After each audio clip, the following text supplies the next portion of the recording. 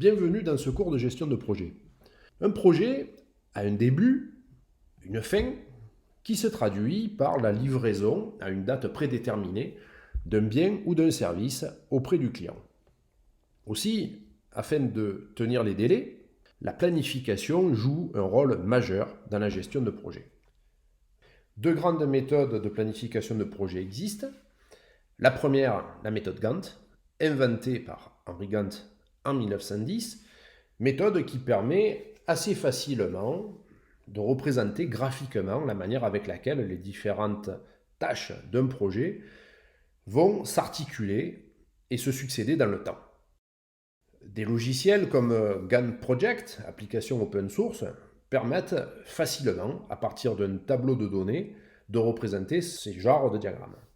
Toutefois, pour comprendre les tenants et les aboutissants de la planification de projet, on ne peut pas se contenter de s'en remettre à des logiciels. Il faut comprendre, bien sûr, la logique.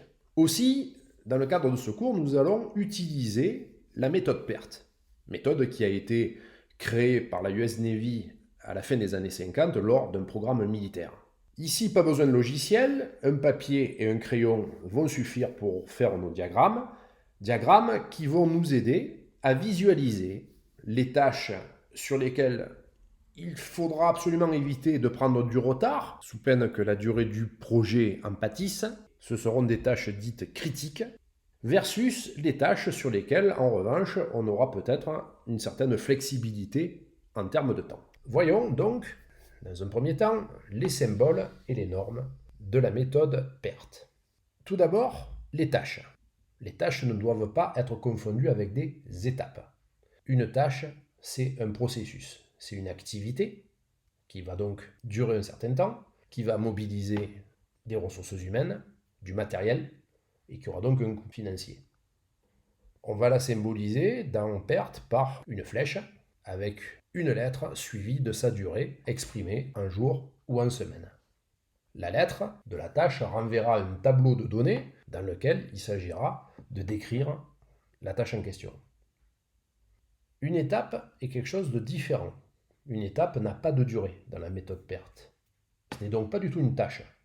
C'est un repère que l'on va retrouver au début et à la fin de chaque tâche et qui indiquera la valeur du temps qui devra ou pourra s'être écoulé à ce point précis. Une règle dans les diagrammes PERT, c'est que les tâches démarrent toujours d'une étape et finissent à une autre étape. Alors dans l'exemple que nous avons ici, c'est le cas basique de deux tâches qui vont se succéder et donc qui sont jalonnées d'étapes.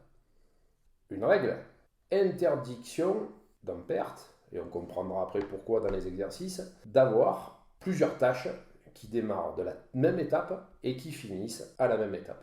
L'intérêt de faire un diagramme PERT n'est pas d'avoir un projet où les tâches se succèdent bêtement dans le temps, comme c'est le cas ici. Au contraire, l'intérêt, c'est de pouvoir avoir des tâches qui pourront être menées parallèlement, en même temps. Donc des tâches qui vont être indépendantes les unes des autres. Et une des difficultés pour le chef de projet sera de s'assurer, effectivement, que ces tâches n'ont pas des dépendances entre elles et qu'elles pourront raisonnablement être exécutées séparément, en temps et en heure. Donc, un diagramme PERT va ressembler à un cheminement, tel que nous en avons l'exemple ici, avec un début, une fin, différentes tâches et différentes étapes. Et le but du jeu sera de, bien sûr, calculer la durée totale du projet, mais également les durées intermédiaires qui apparaîtront sur les étapes. Voyons comment, dans ce petit exemple, nous avons établi notre diagramme PERT. Ici, nous sommes dans le cas de la conception d'un logiciel. Tout démarre à partir du tableau de contraintes qui a été établi par le chef de projet. Le chef de projet a ici établi la liste des tâches qui seront nécessaires pour la réalisation de ce logiciel. Pour chacune des tâches, il a qui plus est estimé quelle devrait en être la durée, un jour ou une semaine. Et également la manière avec laquelle les tâches vont se succéder les unes aux autres, ainsi que celles qui pourront être menées parallèlement. Ceci est évidemment la base de la planification de projet et certainement un des travaux les plus complexes et délicats pour le chef de projet. Le graphe va toujours démarrer d'une étape 0, pour lesquelles les dates au plus tôt et au plus tard seront également égales à 0. Je regarde dans mon tableau de données quelle est la première tâche ou quelles sont les premières tâches par lesquelles démarre notre projet. Ici, nous voyons que c'est la tâche A, non pas parce qu'elle est identifiée par la première lettre de l'alphabet, mais tout simplement parce qu'elle n'a pas d'antécédent. Donc, je la représente de la sorte avec une flèche, l'identifiant, suivi de sa durée. J'arrive sur une première étape, je ne m'occupe pas, pour l'instant, de calculer les durées au plus tôt ou au plus tard. L'étape suivante, qui va succéder à l'analyse des besoins, est d'une part la tâche B et également la tâche C. Effectivement, à partir de l'analyse des besoins du client, on pourra d'un côté commencer à concevoir la base de données et de l'autre côté commencer à programmer informatiquement le logiciel. Une fois que la base de données aura été conçue, il s'agira de la créer sur le serveur. C'est ici la tâche D. De même, suite au codage du logiciel, les informaticiens pourront créer leurs tests unitaires. Donc, tester les différents programmes qu'ils auront eux-mêmes codés. Et nous voyons que la dernière étape ici, eh bien, c'est les tests utilisateurs du logiciel et pour laquelle nous voyons dans le tableau que, effectivement, non seulement il faudra que la base de données soit opérationnelle sur le serveur, mais que les programmes puissent avoir été eux-mêmes testés. Donc, je vais montrer de cette manière qu'il y a une double dépendance de la tâche F envers les deux tâches qui le précèdent. F est dépendant non seulement de la tâche D, mais de la tâche E. Et donc, pour le montrer, j'utilise cet artifice, cette flèche en pointillé, qu'on appelle une tâche virtuelle. Une tâche virtuelle n'a pas de durée. C'est une astuce que nous utilisons dans un cas de figure comme celui-ci pour marquer des contraintes multiples d'une tâche par rapport à celle qui les précède. On verra par la suite qu'on pourra parfois supprimer ces tâches virtuelles et simplifier notre diagramme. J'ai représenté mon graphe. Nous allons maintenant calculer les dates au plus tôt. Notre projet démarre avec la tâche A qui va durer 4 semaines. Au plus tôt, nous serons rendus à l'étape 1 en 4e semaine. Nous avons ensuite les tâches B et C pour connaître les durées au plus tôt des étapes 2 et 3, j'additionne la valeur de leur durée. Donc 4 plus 3, la tâche B au plus tôt sera terminée en 7e semaine et en 17e semaine pour la tâche C. Alors concernant l'étape 4, nous avons ici un cas particulier puisque nous voyons que nous avons deux flèches qui aboutissent. Donc deux cheminements avec deux valeurs de durée différentes. Puisque si on en croit notre graphique, la tâche D, donc la création de la base de données, pourra être terminée en 12e semaine. 7 plus 5 égale 12. Mais la valeur que je vais mettre au plus tôt, là, à l'étape 4, va préciser la date à partir de laquelle la tâche F, donc la dernière, pourra démarrer.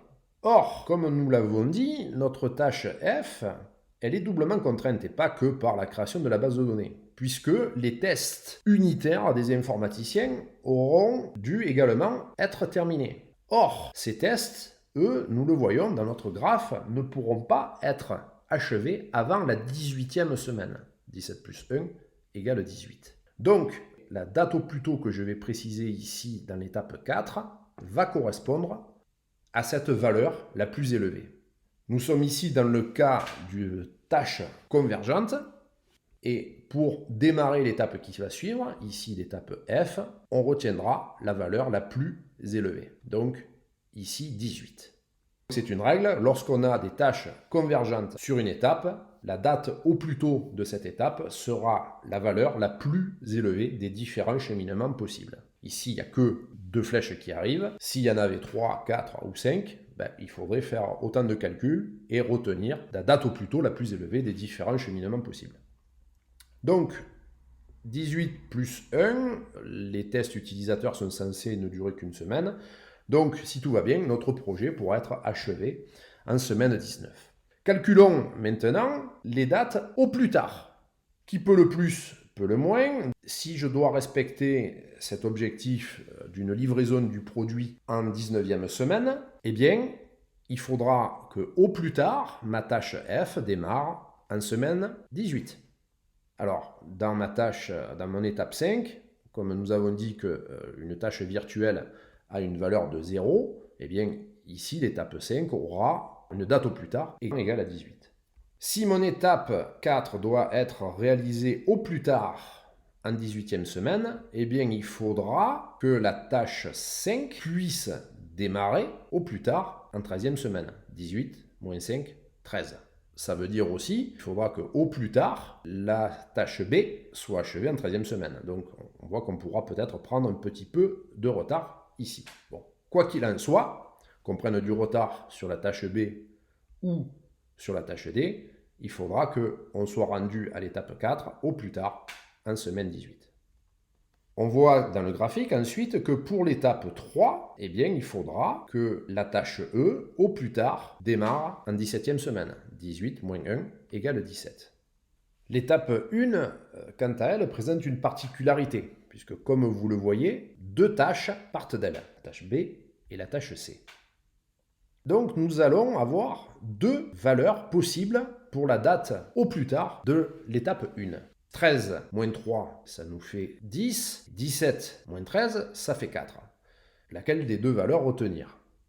Vous aurez compris que la date au plus tard que l'on mettra ici signifie d'une part la date à partir de laquelle les tâches qui vont suivre pourront démarrer, mais avant toute chose, précise au plus tard à quelle date la tâche A devra être achevée. Eh bien, la tâche A, il faudra qu'elle soit achevée au plus tard en 4e semaine, de manière à ce que la tâche C, là, qui va durer quand même 13 semaines, puisse démarrer de suite. On ne sera pas obligé, comme on l'a dit, de faire démarrer dans la foulée la tâche B, puisque nous voyons ici que nous avons de la flexibilité. Mais quoi qu'il en soit, si on ne veut pas prendre de retard, il faudra que notre tâche A soit achevée en 4e semaine, de manière à ce qu'on puisse enchaîner directement avec les tâches C, E, qui sont, elles, critiques. Nous sommes ici dans ce qu'on appelle des tâches divergentes. Donc, la règle est que la date au plus tard de l'étape correspond à la plus petite valeur des différents cheminements possibles. Ici encore, si nous avions pas seulement 2, mais 3, 4 flèches qui partaient, eh bien, il faudrait calculer les différentes valeurs possibles concernant la date au plus tard et ne retenir pour l'étape que la plus petite de ces valeurs. Notre graphe nous permet d'identifier les tâches qui sont critiques et de tracer ce qu'on va appeler le chemin critique.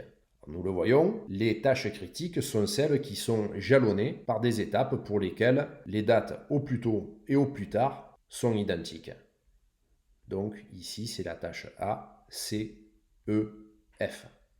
Il ne faudra pas que je prenne de retard sur ces tâches-là, sinon c'est la durée totale du projet qui sera retardée. En revanche, nous voyons que les tâches B et D sont plus souples et on pourra se permettre de prendre du retard sur ces tâches sans que toutefois la tâche D ne dépasse pas la semaine 18.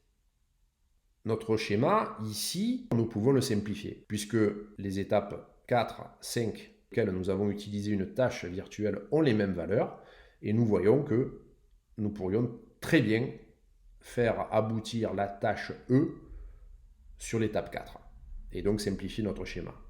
Voici d'ailleurs le schéma simplifié de notre diagramme PERT. Lors du déroulement du projet, le chef de projet devra s'assurer que les tâches respectent ces contraintes de temps. Et en particulier, être vigilant sur le respect des délais concernant les tâches dites critiques. Alors imaginons maintenant qu'il y ait du retard pris sur les tâches C ou E. Que pourra faire le chef de projet? Eh bien, Une première possibilité sera de voir si des personnes qui seront mobilisées sur les tâches B ou D, qui elles ne sont pas sensibles, pourront peut-être venir donner un coup de main, servir de renfort au personnel, aux employés qui seront en charge des réalisations des tâches C et E. Ici, on fait l'hypothèse que le personnel est interchangeable sur les tâches. Si ce n'est pas le cas, eh bien, il faudra savoir si on peut se permettre de prendre du retard dans le projet ou s'il vaudra peut-être pas mieux recourir à une main-d'œuvre externe, avec par exemple du personnel intérimaire.